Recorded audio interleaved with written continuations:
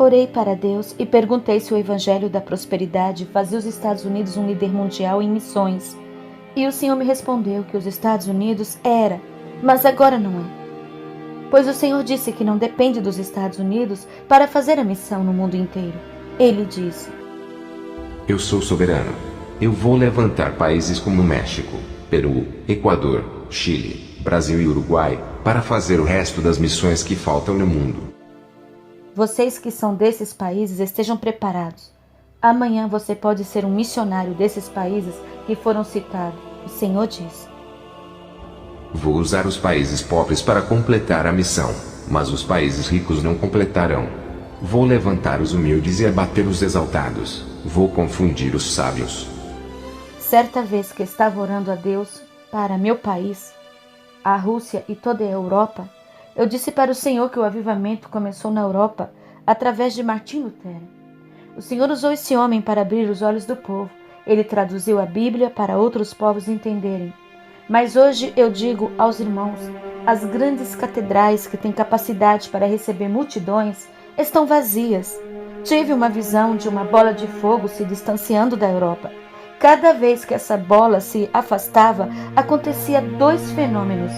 Vou contar o primeiro fenômeno. O meu corpo esfriava, meus dedos endureciam, não conseguia mover minha mão e nem minhas pernas. Nessa visão vi várias estátuas de gelo, mas são de pessoas que congelaram e ficaram ali. O frio do mundo entrou nas igrejas da Europa, e congelaram seus corações por mim e pela minha palavra, tirando todo o amor. Suas vidas espirituais estão paralisadas.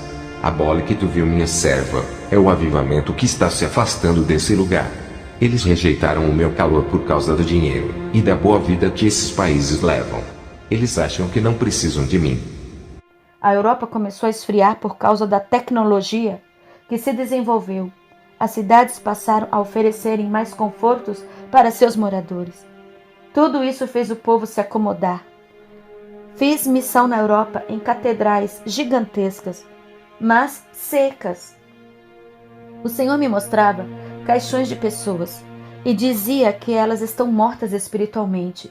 O Senhor disse: Eles conhecem a minha palavra, fazem teologias, congregam em igrejas, têm letras mas não têm o espírito.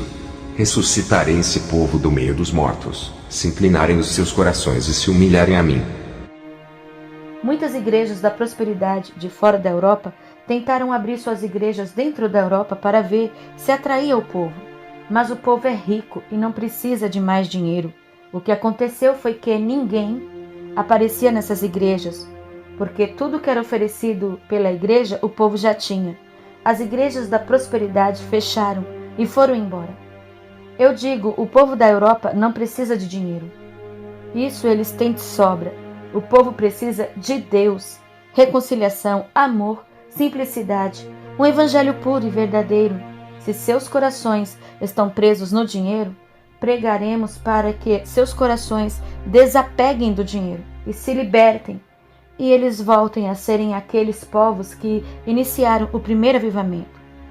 Outro fenômeno que aconteceu foi quando a bola de fogo começou a se afastar da Europa. Na visão, a Europa ficava escura, aquela bola de fogo era como o sol do meio-dia em minha volta.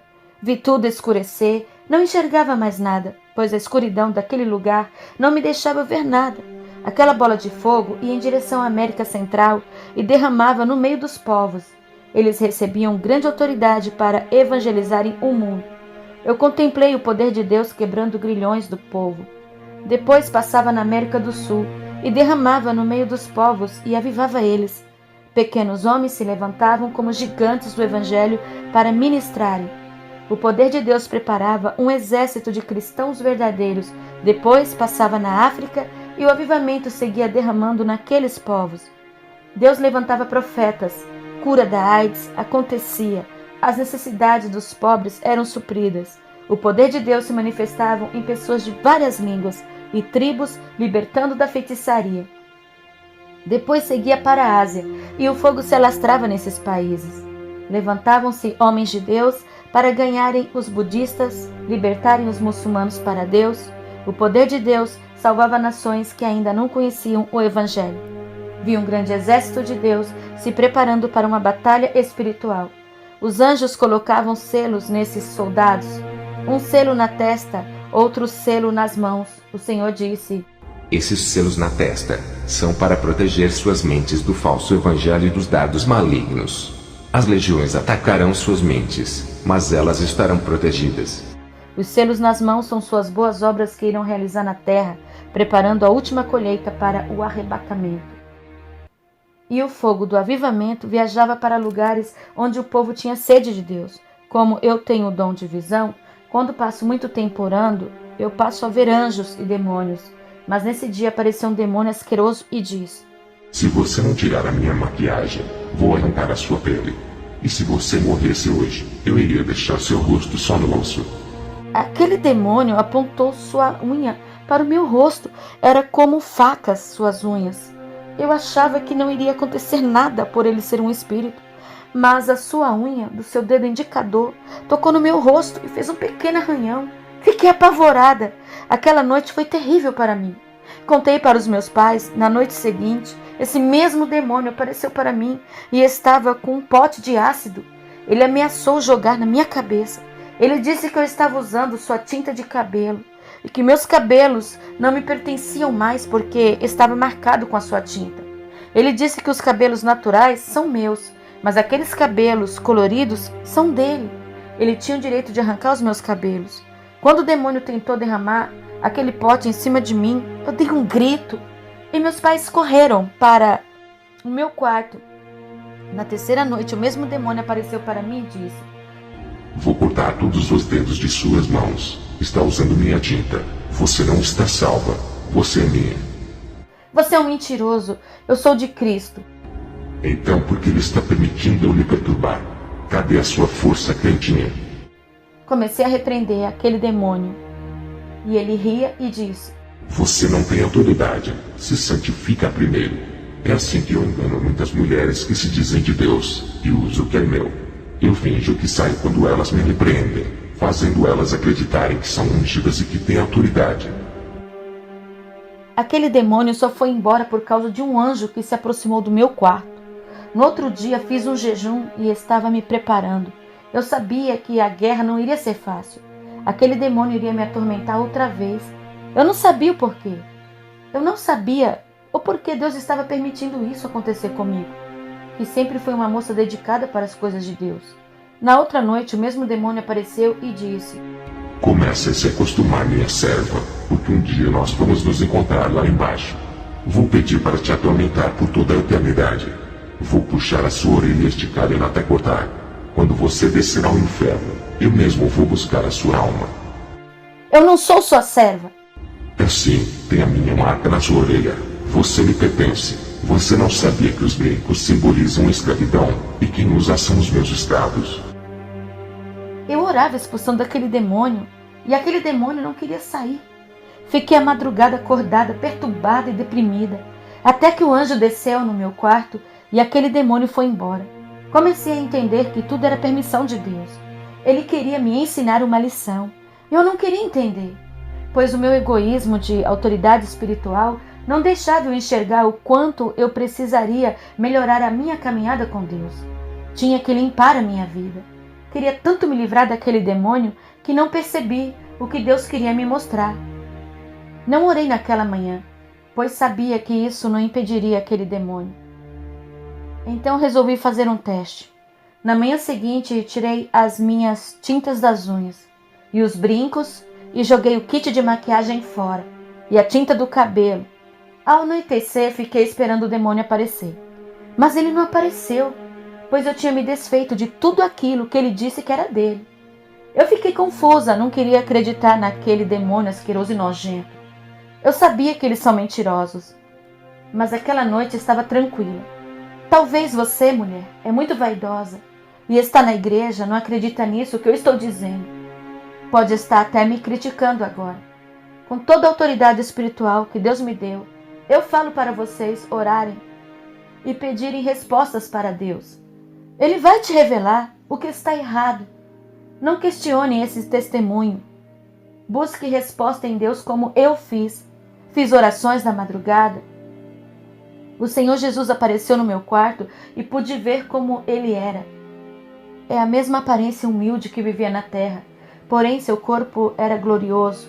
A luz que saía do seu corpo ofuscava meus olhos.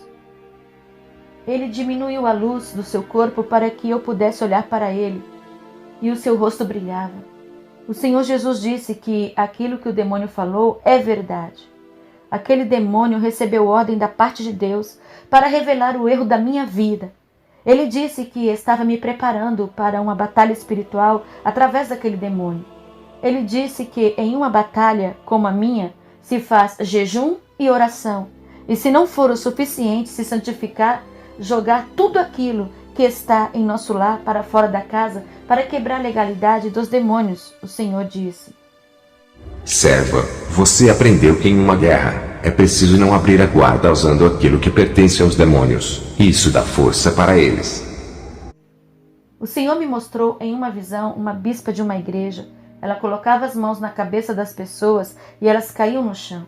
Aquela bispa expulsava os demônios, mas aqueles demônios saíam de dentro dos corpos daquelas pessoas e ficavam do lado das pessoas que tinham sido libertas. Aqueles demônios riam da cara daquela bispa. Eu percebi algo muito estranho. Aquela bispa usava brincos, maquiagem, lábios pintados e um vestido apertado no seu corpo. Aqueles demônios enganavam aquela mulher. Fingiam que estavam se submetendo à sua autoridade.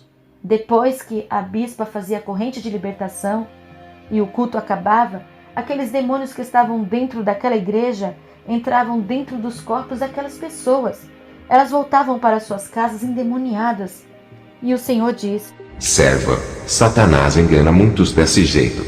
Ele faz as pessoas pensarem que tem autoridade sobre eles, para que a pessoa não perceba que precisa ser liberta do mundo primeiro, para poderem libertar os aprisionados.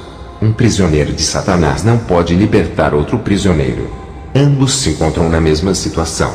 Satanás coloca na mente dessas pessoas que elas já são libertas e salvas, para que essas pessoas não se libertem do pecado, morram e vão para o inferno. Essas pessoas subestimam os poderes das trevas, acham que é só invocar o meu nome e colocar os demônios debaixo de seus pés. Isso é um erro. Suas vidas pecaminosas abrem espaços para os demônios trabalharem. Eu dou autoridade para os meus discípulos que aprendem da minha palavra e fazem aquilo que eu mando. Eu não dou autoridade para os rebeldes. Mas mesmo assim, eles querem usar o meu nome para se impor em cima dos demônios. Hoje, lhe dou autoridade para pisar em serpentes e escorpiões. Essa unção que vai vir sobre ti é verdadeira. Os demônios vão lhe obedecer, e quando for expulsá-los, eles não vão lhe enganar como enganou essa pastora. Só vivam uma vida obedecendo a minha palavra. Você vai preparar mulheres guerreiras que serão a coluna de oração de seu ministério, porque o pecado vai começar a entrar nas igrejas, mas a sua vai permanecer santa se orarem sem cessar.